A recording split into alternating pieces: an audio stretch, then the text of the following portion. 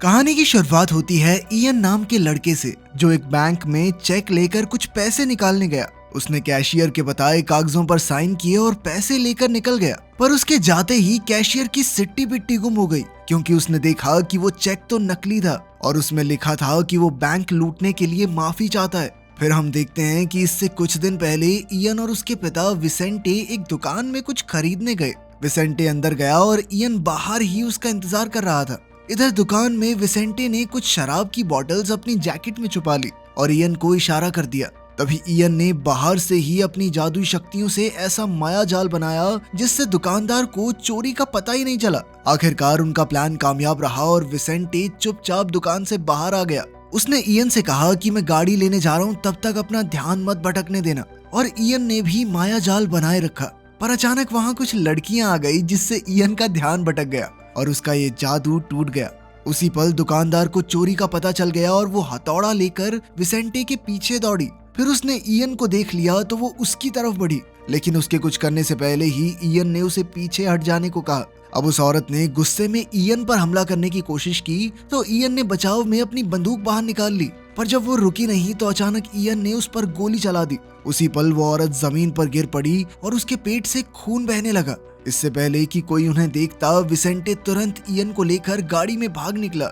उनके जाते ही एक पुलिस वाला वहां आया और उसने देखा कि वो औरत सड़क पर लेटकर दर्द में करहा रही थी, मगर सच तो ये था कि उसे गोली लगी ही नहीं थी, बल्कि बंदूक और खून भी इयन का बनाया एक दूसरा माया जाल था। खैर, इसके बावजूद उस औरत ने पुलिस को चोरी के जुर्म में विसेंटे का पीछा करने को कहा और जल्द ही पुलिस उनके पीछे पड़ गई। ये देखकर विसेंटे काफी गुस्से में था क्योंकि वो नहीं चाहता था कि उसकी गाड़ी ब्लैक लिस्ट हो जाए। इसलिए उसने इयन से कहा कि जल्दी से गाड़ी का हुलिया बदल दे। इयन ने ऐसा ही किया, पर कुछ देर बाद वो कहने लगा कि मैं ऐसी छोटी मोटी चोरियां करके तंग आ चुका हूँ। उसने पूछा कि वो अपनी शक्तियों की मदद से बैंक क्यों नहीं लूटते, जिस पर विसेंटे ने जवाब दिया कि इसमें पकड़े जाने का खतरा है। अगर किसी को भी उसकी शक्तियों का पता चल गया तो सरकार उसे बंदी बनाकर अपने फायदे के लिए इस्तेमाल करेगी। अब पुलिस तेजी से उनके करीब आ रही थी, इसलिए इयन ने एक और माया जाल बनाया जिसमें पुलिस को लगा कि जोरदार बर्फ पड़ रही है और अचानक उन्हें लगा कि उनकी गाड़ी पलट गई, पर सच तो ये था कि गाड़ी एकदम सही सलामत थी और उन्हें कुछ नहीं हुआ था। तभी हम देखते हैं कि एड्रियाना नाम की एक औरत ने एक सीसीटीवी फुटेज देखी जिसमें इयन अपनी शक्तियों का इस्तेमाल कर रहा था। इसे देखकर एड्रियाना ने चैन की सांस ली क्योंकि वो बरसों से उसे ढूंढ रही थी। खैर, अगली सुबह इयन ने एक डरावना सपना देखा जिसमें अर्ज़ला नाम की एक औरत चिल्ला रही थी और उसकी गोद में एक बच्चा था। तभी इयन की आंख खुल गई और विसेंटे ने उसके जन्मदिन पर उसे बधाई दी। विसेंटे उसके लिए कुछ खास बना रहा था तो इयन ने उसका शुक्रिया अदा किया, पर कुछ देर बाद इयन ने कहा कि वो अपना जन्मदिन मनाने आर्केड में जा रहा है। वहीं दूसरी ओर हम कल वाले पुलिस वाले को देखते हैं जो अपनी एक दोस्त को बता रहा था कि कैसे कल तेज बर्फबारी की वजह से वो चोरों को पकड़ नहीं सके, लेकिन उसकी दोस्त को उस पर यकीन नहीं हुआ क्योंकि इस इलाके में आज तक कभी बर्फबारी हुई ही नहीं। इस दौरान हम देखते हैं कि परसेप्टर नाम का एक आदमी चुपके से उनकी बातें सुन रहा था। उसने सुना कि कुछ खास एजेंट्स इयन और विसेंटे को ढूंढ रहे हैं, तो उसने भी उनका पीछा करना शुरू कर दिया। शाम के समय एड्रियाना ने अपनी आदमियों के साथ विसेंटे को उसकी बोट पर ढूंढ लिया, लेकिन इयन वहां मौजूद नहीं था। एड्रियाना ने कहा कि वो एजेंसी की तरफ से आई है। ऐसा लग रहा था कि वो पहले एक दूसरे को जानते थे। असल में वो दोनों एक खास ऑर्गेनाइजेशन के लिए काम करते थे जो इयन जैसे लोगों पर एक्सपेरिमेंट करती थी। अब एड्रियाना ने विसेंटे से इयन की जानकारी हासिल करने के लिए उस पर अत्याचार करने शुरू किए, पर जल्द ही उसे खबर मिली कि इयन का पता लग गया है। इसके बाद एजेंसी के लोग इयन को अगवा करने पहुंच गए, पर वहां परसीवर पहले से मौजूद था। जब उसने एड्रियाना के आदमियों को देखा तो उसने उन पर हमला करके इयन को बचाने की कोशिश की। फिर उसने एड्रियाना को चेतावनी दी कि वो यहीं मौजूद है। एड्रियाना जानती थी कि परसीवर कितना ताकतवर है, इसलिए उसने अपने आदमियों को हर हाल में परसीवर को रोकने को कहा क्योंकि वो उसे इयन तक पहुंचने नहीं दे सकती थी। अब परसीवर उनका नया टारगेट बन चुका था, पर उसने खुद को बचाने के लिए एजेंट्स को एक भ्रम में डाल दिया। इधर इयन ने उसे देखा तो उसे एहसास हुआ कि उसकी तरह और भी लोग मौजूद हैं जो माया जाल बना सकते हैं। खैर, जल्द ही कई सारे एजेंट्स ने एक साथ परसीवर पर हमला बोलकर उसे पकड़ लिया और उसके सर पर लोहे का मास्क लगा दिया गया। तभी वहां एस्टर नाम की औरत और कुछ एजेंट्स आए जो इयन को पकड़कर एड्रियाना से मिलवाने ले गए। अब वो वैन में एड्रियाना के पास गए जहां विसेंटे पहले से बेहोश पड़ा था। तब इयन के कुछ कहने से पहले ही एड्रियाना ने इयन के सर पर लोहे का मास्क लगाया और उसका ब्लड सैंपल लेकर जांच के लिए लैब में भेज दिया। वहीं दूसरी ओर परसीवर ने उन सभी एजेंट्स की हड्डी पसली एक कर दी जिन्होंने उसे पकड़ा था। फिर उसने लोहे का मास्क उतारा और एड्रियाना की वैन को रोकने निकल पड़ा, पर तब तक काफी देर हो चुकी थी। कुछ समय बाद एड्रियाना ने इयन के सर से लोहे का मास्क उतारा और बताया कि वो एजेंसी के हेडक्वार्टर्स में है। इयन ने उससे पूछा कि आखिर वो चाहती क्या है, तो एड्रियाना ने उसे द अवेयरनेस नाम की एक ऑर्गेनाइजेशन के बारे में बताया। उसने बताया कि ये ऐसे लोगों की ऑर्गेनाइजेशन है जो अपनी शक्तियों से पूरी दुनिया को चलाते हैं। एड्रियाना ने बताया कि परसेप्टर इस ऑर्गेनाइजेशन का आखिरी मेंबर है और वो इयन को अपने साथ मिलाना चाहता है। अब एड्रियाना चाहती थी कि इयन उसे वो फॉर्मूला बताए जिससे उसे ये शक्तियां मिली हैं। असल में इसके जरिए वो परसेप्टर को मारने का तरीका ढूंढना चाहती थी। तब इयन को एहसास हुआ कि यहाँ उस पर चूहों की तरह सिर्फ एक्सपेरिमेंट्स किए जाएंगे, तो उसने कहा कि वो अपने पिता के साथ यहाँ से जाना चाहता है। पर एड्रियाना ने कहा कि अपने पिता को देखना चाहते हो तो जैसा मैं कहती हूँ वैसा करो। एड्रियाना ने उसे एक खास तरह का माया जाल बनाने को कहा। इयन ने वैसा ही किया, पर एड्रियाना कहने लगी कि काम पूरा नहीं हुआ है। इस पर इयन कहने लगा कि जब तक मैं अपने बाप को नहीं देख लेता, इससे ज्यादा कुछ नहीं करने वाला मैं तुम्हारे लिए। आखिरकार एड्रियाना इयन को विसेंटे के पास ले गई और तब इयन को एहसास हुआ कि एड्रियाना और विसेंटे तो पहले से एक दूसरे को जानते थे। इयन ने उनसे पूछा कि वो कैसे मिले, जिस पर एड्रियाना ने कहा कि उसे खुद पता चल जाएगा। एड्रियाना ने इयन से कहा कि वो विसेंटे के दिमाग में घुसकर उसकी यादों से सच का पता लगा सकता है। ये सुनकर विसेंटे ने इयन को ऐसा करने से सख्त मना कर दिया, मगर इयन ने उसकी बात नहीं सुनी। तब एड्रियाना ने इयन को अर्ज़ला की तस्वीर दिखाई और उसे विसेंटे के दिमाग में जाकर देखने को कहा कि अर्ज़ला कौन है। विसेंटे ने उसे बहुत बार रोका, लेकिन इयन फिर भी उसकी यादों में गया, जहां उसे पता चला कि विसेंटे एड्रियाना के साथ कई साल पहले काम करता था और एक दिन विसेंटे ने अर्ज़ला नाम की उस औरत के बच्चे को चुरा लिया और वहां से भाग निकला। तभी अचानक इयन उसकी यादों से बाहर आ गया और एड्रियाना ने उससे पूछा कि उसने क्या देखा। इयन ने उसे उस बच्चे के बारे में बताया जो विसेंटे ने चुराया था। तब जाकर इयन को एहसास हुआ कि वो बच्चा कोई और नहीं बल्कि वो खुद है, यानी विसेंटे उसका असली बाप नहीं है और वो औरत अर्ज़ला जो उसके सपने में आई थी वो ही उसकी माँ है। इस पर एड्रियाना कहने लगी कि हो सकता है तुम्हारी माँ अब भी जिंदा हो और मैं तुम्हें उसे ढूंढने में मदद कर सकती हूँ। खैर, फिर वो इयन का ब्लड एनालिसिस देखने के लिए कमरे से बाहर चली गई। इसके बाद वो अपने बॉस से मिली और उसे बताया कि इयन की रिपोर्ट्स ठीक नहीं आई हैं। असल में उन्हें इयन के खून में उसकी शक्तियों का कोई फॉर्मूला नहीं मिला। उसकी ब्लड रिपोर्ट बिल्कुल एक आम इंसान जैसी थी। उसके बॉस को भी ये बात कुछ समझ सी नहीं आई। तो एड्रियाना ने कहा कि इसका सिर्फ एक ही मतलब है कि इयन को ये शक्तियां अपने माँ बाप से मिली हैं और वो इनके साथ ही पैदा हुआ था। उसके बॉस को कुछ समझ नहीं आया, तो एड्रियाना ने बताया कि अर्ज़ला और इयन के पिता दोनों के शरीर में वो फॉर्मूला मौजूद था।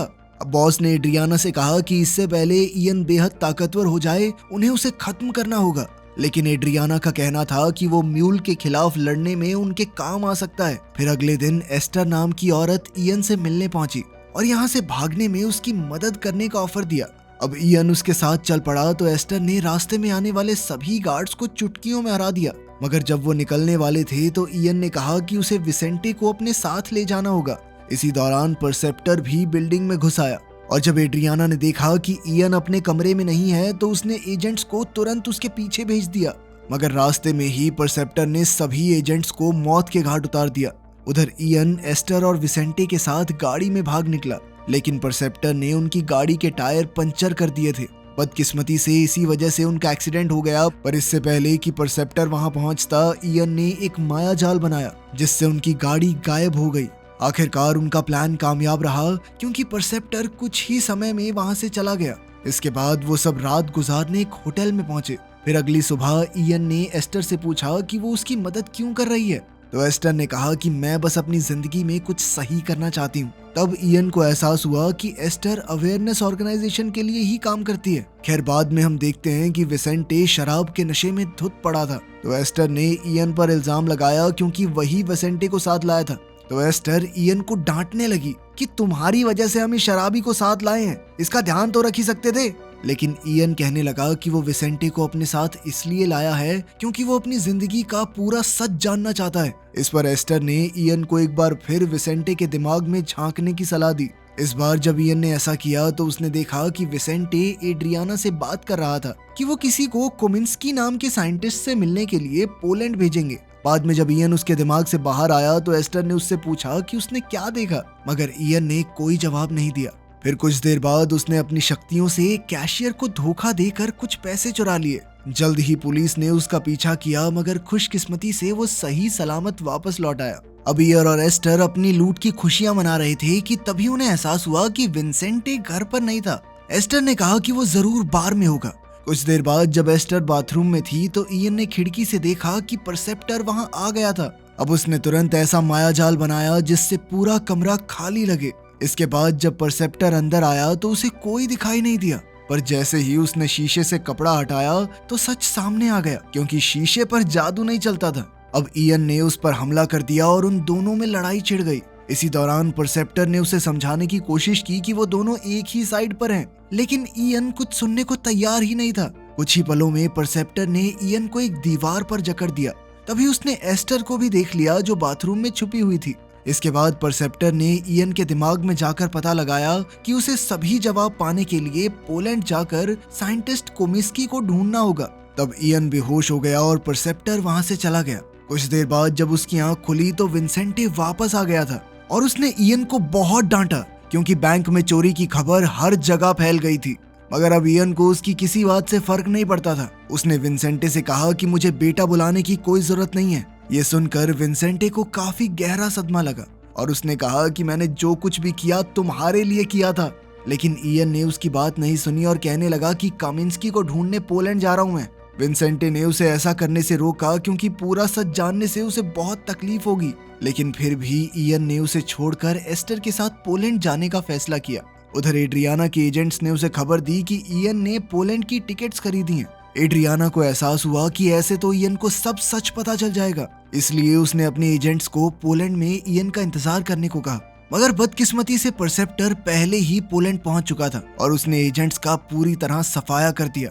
फिर इयन और एस्टर पोलैंड में कामिंस्की के घर पहुंचे, मगर वहां कोई भी नहीं था।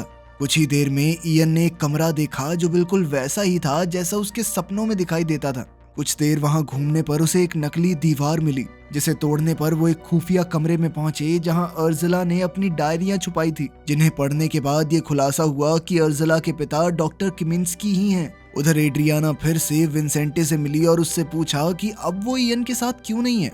विंसेंटे ने कहा कि इयन अकेला जाना चाहता था तो उसे जाने दिया मैंने।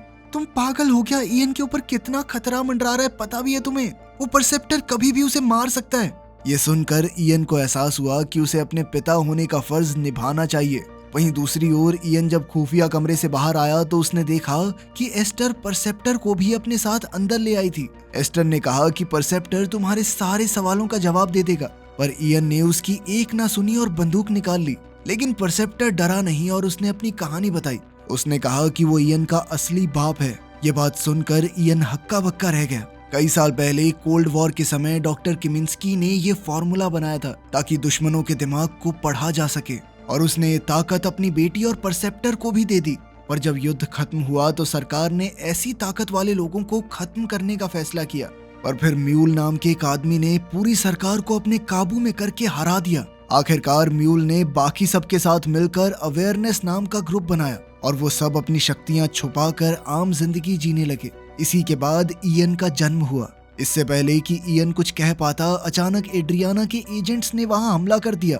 जैसे ही परसेप्टर ने ये देखा तो उसने तुरंत इयन से कहा कि जल्दी यहाँ से निकल जाओ और मेरे स्पेन वाले घर में जाना, वहां तुम्हें सभी सवालों के जवाब मिल जाएंगे। इयन कहने लगा कि मुझे घर का पता तो मालूम ही नहीं है, लेकिन एस्टर को एड्रेस पता था। इसके बाद परसेप्टर ने डट कर एजेंट्स का सामना किया और उधर इयन एस्टर के साथ भाग निकला।